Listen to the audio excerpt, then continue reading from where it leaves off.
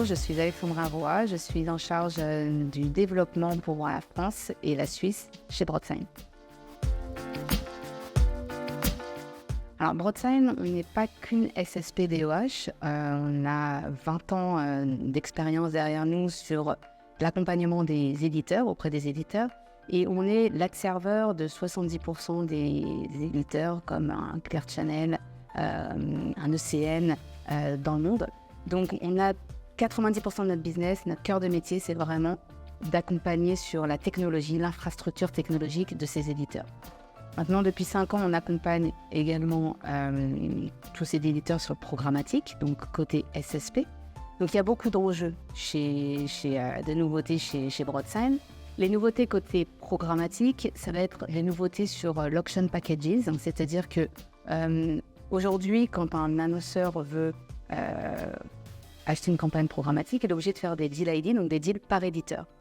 Demain, il y a la possibilité d'acheter un deal ID, de créer un seul deal ID et d'avoir accès à tous les éditeurs en une fois. Donc, il n'est pas obligé de créer deal par deal ces campagnes, donc un gain de temps et gain de temps pour tout le monde. La question. Plutôt branding, si je devais choisir, parce qu'effectivement, on est sur un média de visibilité, on est plutôt quand on est dans la rue, quand on est dans les shopping malls, voilà, il se passe quelque chose, on va au travail, on voit le panneau, il fait partie de notre paysage. Clear Channel a fêté ses 100 ans l'année dernière, ça fait 100 ans qu'on voit des panneaux d'affichage, donc ce média fait partie de notre ADN à tous. Donc oui, visibilité, un média de répétition, on est sur du branding.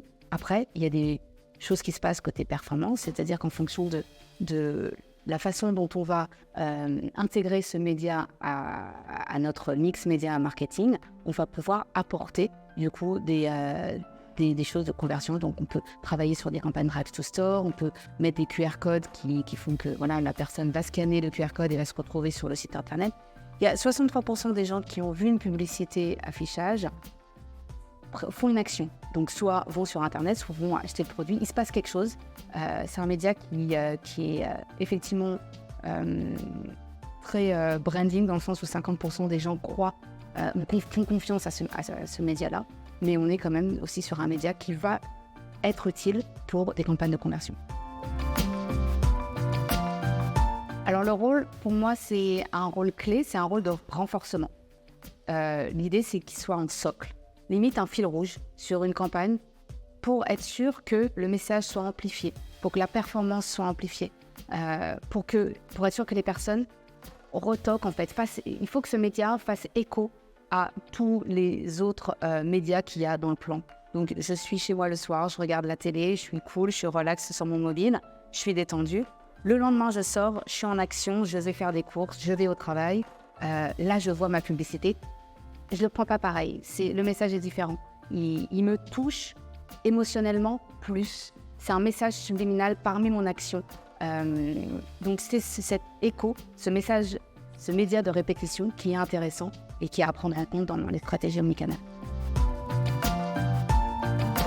Alors, je dirais qu'un des enjeux principal va être la standardisation entre les éditeurs de la mesure, du discours. Les éditeurs se parlent entre eux depuis un petit bout de temps et c'est très bien, mais je pense qu'on peut arriver en temps 2 sur standardiser tous les messages, ne serait-ce le calcul de nombre de personnes qui passent à côté de l'écran est important. Et je sais qu'il y a beaucoup d'initiatives qui sont lancées en ce sens, mais c'est vraiment l'enjeu pour 2024.